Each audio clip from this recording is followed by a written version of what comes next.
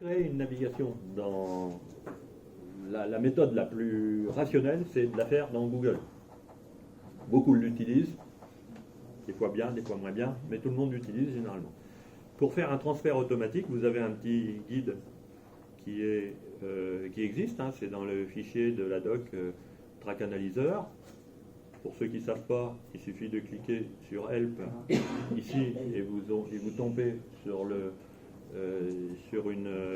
la LED de Track Analyzer avec plein de menus à droite à gauche et toute la documentation est ici.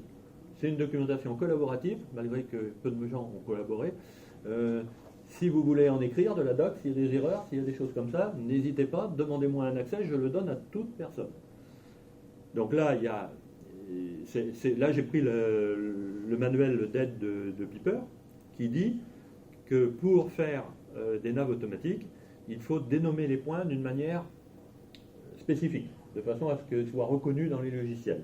Donc c'est FTO pour le décollage, Field Takeoff, SP, TPX, 1, 2, 3, 4, 5, et FP. Les points secrets seront nommés SP, bon ça c'est pour la précision. Il y a une nouveauté qu'il faut que je mette à jour, c'est les points factices pour les arcs de cercle. Ça, il faut voir, je ne sais plus qu'est-ce qu'on a mis comme intitulé.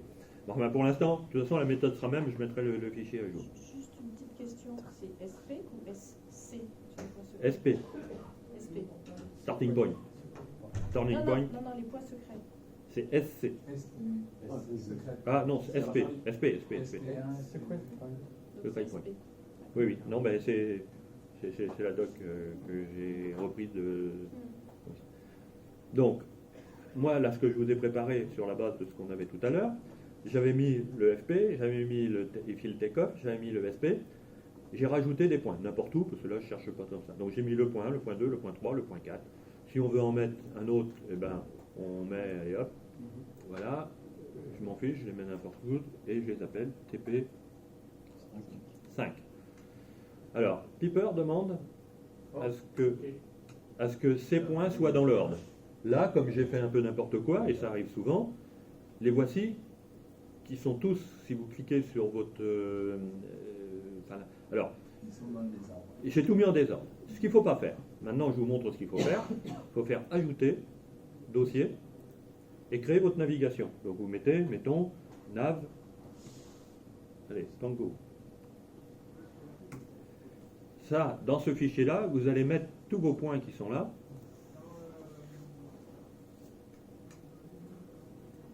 Hop, vous les déplacez et vous les mettez dedans. Et puis après, comme ils ne sont pas dans l'ordre, bah, vous les prenez, vous le mettez à la fin, le field takeoff, on le met au début, hop là, si, c'est bon. Voilà, FTO, SP, SP1, 2, 3, 4, 5. Dans Track Analyzer, il manque le 5. Il n'a pas été validé. Oui, il est là. Hop. Voilà. Une fois que vous avez fait ça, bah, c'est plus dur. Alors naturellement, ces points-là, bah, vous pouvez les déplacer. Hein. Si vous avez zoomé et puis qu'il est mal placé. Donc moi, ce que je fais, c'est comme ça. Je les mets un peu n'importe où. Voilà, j'ai tant de branches, je mets des points à peu près dans la zone que je veux. Et puis là, bah, le point, vous cliquez dessus. TP, je sais pas, c'est le 4 là, voilà. Hop. Voilà, propriété. Et puis là, bah, vous pouvez le prendre, puis il dit, ah bah là, alors comme voilà, et c'est la pointe de la puce qui compte. Pour valider, voilà, donc vous pouvez les prendre, là je ne vais pas le faire comme ça. Une fois que vous avez fait ça, eh bien vous enregistrez votre nav Tango.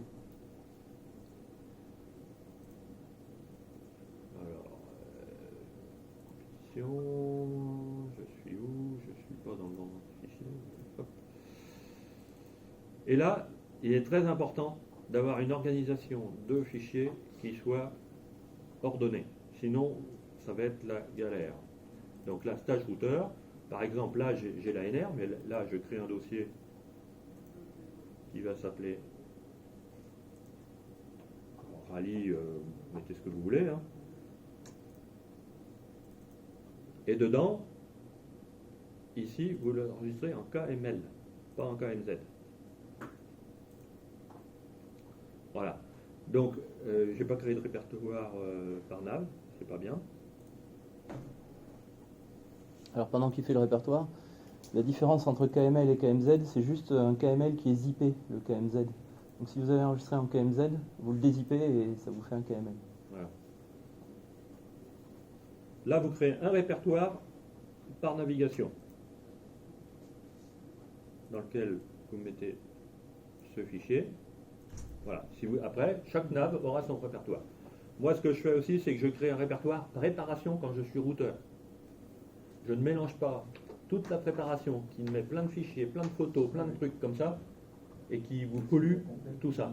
En plus, on est amené à éventuellement transférer ces fichiers-là d'un ordinateur à quelqu'un d'autre. Donc, si vous avez quelque chose de propre, vous avez votre compétition, les sous-répertoires, un par nav, et dans chaque nav, vous mettez vos fichiers. Là, c'est la nav KML, enfin le fichier KML. Donc maintenant, dans Track Analyzer ou Piper, parce que les deux l'acceptent, on va dans le fichier des waypoints, on fait fichier import de Google Earth. Alors, je vais vous montrer aussi autre chose avant. Il faut faire, quand vous utilisez, c'est normal, voilà, quand vous utilisez Track Analyzer, la première chose à faire, c'est de vous mettre dans le répertoire qui va bien. Parce que là, vous avez vu, je suis arrivé dans un répertoire, et puis à chaque fois, il faut remonter dans le truc, c'est pas pratique. Là, vous mettez stage routeur, rallye, navigation Tango. Une fois que vous avez fait ça, vous faites save. Voilà. Là, vos paramètres sont enregistrés, et vous avez, à chaque fois que vous allez venir ici, vous allez tomber dans le bon répertoire. Alors, non, là, il faut que je fasse importer. Import, Google Earth. Je me retrouve avec mon KML que j'ai fait. Et voilà votre nav qui est créée sous Track Analyzer. Vous l'enregistrez en tant que... En néerlandais. Comment ça? Oui, non, après. Alors attends, c'est pas grave ça. Voilà. Oui, parce que par défaut, je devais être comme ça. Tango. Là, ici, nav Tango, voilà. On répète, comme il n'aura pas, alors il ne faut pas mettre le KML, il faut mettre le point OPT, je ne sais pas s'il le faut ou pas, je ne m'en rappelle plus, bon, on va le mettre comme ça. Il le fait automatiquement, tu vas avoir deux fois. Normalement, il devrait le faire automatiquement, mais bon, voilà. Alors là, je suis en ANR, alors c'est sûr, vous avez le couloir. Maintenant, si vous faites du rallye, il faut cocher ici. Là, vient apparaître, vous pouvez cocher ici, définir les points chrono ou non chrono, voilà, le take-off n'y est pas, les autres y sont. Les heures de passage n'y sont pas. Ça, si vous voulez créer un log de nav, vous allez ici, log de nav, créate le log, vous donnez votre vitesse, vous donnez une heure de... Alors, comme on disait des temps à 0 tout à l'heure, on peut le faire. Si on met 0, le temps du starting point à 6, ça va me créer un log à 0. Si je veux le faire par rapport à une heure donnée, midi, voilà, on met ça, pareil, envoyez ça sur l'OEPT. Ici, toute votre nav, elle est créée avec le log qui va bien, avec les temps. Ici, si vous voulez faire des arcs de cercle, c'est ce que je vous ai montré comme ça tout à l'heure. Hop, voilà, on peut faire un cercle comme ça, on peut changer le... Là, c'est le rayon minimum, c'est-à-dire que si vous mettez moins, il ne va pas aimer. Il ne veut pas. Parce que moins, un cercle, ça passe par 2 points, il y en a comme ça. Par contre, si vous voulez faire un truc plus doux, vous mettez, mettons, je sais pas, une nautique. Hop, non, ça c'est Il passe de l'autre côté.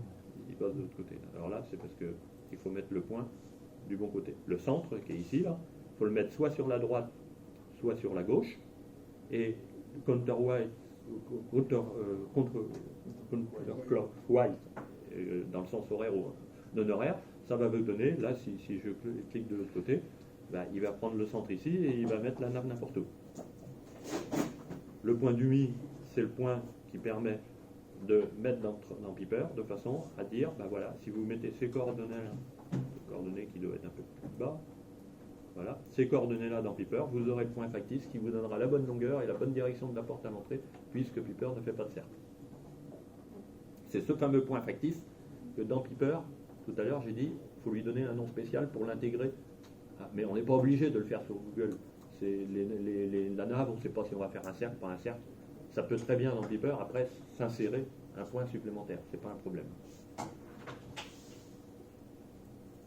Je ne vois plus mon close, parce que la fenêtre, elle est... Voilà. Voilà, là vous voyez qu'il y a un arc de cercle. Vous pouvez aussi définir un cheminement. Alors, le cheminement, il n'est pas tout à fait au point. Ce sont les scenic drive. Et là, il faut y donner la course, c'est-à-dire l'arrivée. Alors, je ne sais pas, là, je l'ai mis sur la branche 4. Mettons, on va y mettre un point 0,30. dans 0,30. Et puis, là, il faut y donner la longueur de la nave. J'ai pas finalisé ça. Donc, s'il me dit 8 nautiques, qu'est-ce qu'il va me dire? Voilà. Bon, il me dit un petit pas parce qu'il a pas, mais si ça se trouve, c'est pas compatible. Il faut bien vérifier que si je suis une distance plus courte, normalement c'est plus long que la nave. Normalement, il doit quand même vérifier la longueur. Mais voilà, là vous avez votre nave qui est complètement créée et qui est exploitable pour en faire ce que vous voulez. Vous pouvez cocher les points chrono, non chrono, et tout. Voilà, et là, vous l'enregistrez. Voilà. Comment on fait une nave. Et Piper a le même module, qui utilise le même fichier, et qui permet d'incorporer automatiquement des fichiers, des points tournants dans Piper. Donc c'est juste avant cette étape où on peut rentrer aussi la distance des photos au point précédent. Oui. Alors, ça c'est l'étape après. Après, il va falloir que vous fassiez vos photos. Et puis, mince, voilà. Voilà. Ici, après, vous avez les contrôles d'altitude. Alors, c'est vrai, l'altitude, là, tu vois, ça a sauté, c'est un bug. Voilà, c'est pour ça qu'il y a une version alpha. Les secret points, vous pouvez y mettre des photos, la photo, je sais pas, moi, Z, sur la leg 3, distance 2, virgule. Et Joël, en pratique, là, tu utilises le directory pourquoi? C'est pas la photo. Comment? Le directory là, que tu as, tu l'utilises pourquoi? Parce que tu vas C'est pas- si je peux mettre la photo. Ouais, tu la mets. Oui, on peut mettre la photo, mais j'utilise jamais, c'est chiant. J'avais fait ça. Donc ici, on peut aller chercher le nom de la photo, et puis à chaque fois, j'avais voulu faire même un truc, après ça la mettait dans Google pour mon affichage. Bon, ça n'a jamais été plus loin, donc pour l'instant, vous pouvez l'oublier, c'est pas... Show photo de position de track. Là, aussi. Ouais, voilà. Voilà. Les sigles, vous savez, là, il y a la bibliothèque des sigles. Donc, ici, tiens, elle a disparu. Ah, encore un bug. Ça, c'est la version alpha. Là, j'ai changé. Ah, Si, si. t'as une petite, Tiens, il apparaît. Bon, voilà. Là, vous avez la bibliothèque des sigles. Il y a peut-être même celui qui a été annulé. Je crois qu'il y en a un qui a été annulé. Oui, c'est la deux barres. Voilà. Ouais, bon, il y a encore. Voilà, vous pouvez le choisir. Pareil, vous lui dites la leg sur lequel c'est et vous lui donnez la distance. Voilà. Bon, ça, c'est la version. Après, dans un premier temps, vous faites votre nave. Dans un deuxième temps, vous faites vos photos. Vous définissez. Ça, je dirais, c'est au dernier moment, au niveau de la compétition, quand vous avez vraiment fait votre choix, qu'il faut rajouter. Je dirais même les photos, il ne faut pas les mettre avant d'avoir lancé la nave. Les photos, c'est quelque chose que le routeur se garde. Il ne diffuse à personne l'endroit où sont les photos, même à l'informatique. Il n'en a pas besoin. L'informaticien, c'est une source de pollution.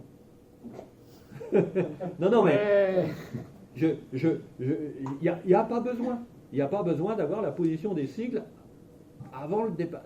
Faut l'avoir au retour des gens de la nave. Ça ne sert à rien de les mettre avant. Moi, je ne demande pas à Solange la position. Des fois, on me les donne, des fois, on me les donne. Mais voilà. Et par contre, avant la nave, j'ai dit, donne-moi ta feuille de résultats de photo. D'ailleurs, Solange, elle les a pas faites au moment où elle me donne les infos. Enfin bon, je dirais, il n'y a pas besoin de mettre ces infos. Ces infos se mettent simplement pour faire de la visualisation, pour donner le résultat au compétiteur. Il n'y a pas besoin de rentrer dans un logiciel des informations qui ne sont pas utiles à un moment donné. Sinon, ça fait diffuser la feuille qui traîne sur un bureau, elle s'en va sur un autre bureau, et puis on ne fait pas gaffe, et puis il y a quelqu'un qui la voit. C'est inutile. Là, rentrer ça, là, mettre les photos et les targets, il y en a pour, je dirais, 2 minutes, 3 minutes pour faire ça. Par contre, il ne faut pas oublier à l'informaticien de lui dire, ah, tiens, la nave est partie, voilà les photos, voilà les sigles, je te le donne. Et l'informaticien, il fait ça tranquillement dans son coin, il enregistre, et il fait ses... En plus, quand vous avez des élites et des honneurs, ce n'est pas la même chose que pour les deux. C'est forcément un travail Il faut faire des fichiers différents, il faut faire des choses. Enfin, ça, c'est le boulot de l'informatique. De compétition régionale, interrégionale. Ben là, vous avez vu autrement le module ANR. Si on met dans l'ANR, voilà, ici, vous mettez la largeur du corridor ici. Bon, là, c'est un 0,3 nautique. Alors, là, ici, l'ANR, il n'y a pas de chrono intermédiaire. Donc là, on va mettre Tango ANR, puisque on ne veut pas écraser l'autre. Enfin, on anticipe sur demain. C'était ma souris. Ah. Voilà. Et là, vous avez votre parcours. Alors, on discutera de ça demain, c'est pas le but de, Ouais, de le faire. Est-ce qu'on se donne combien de temps?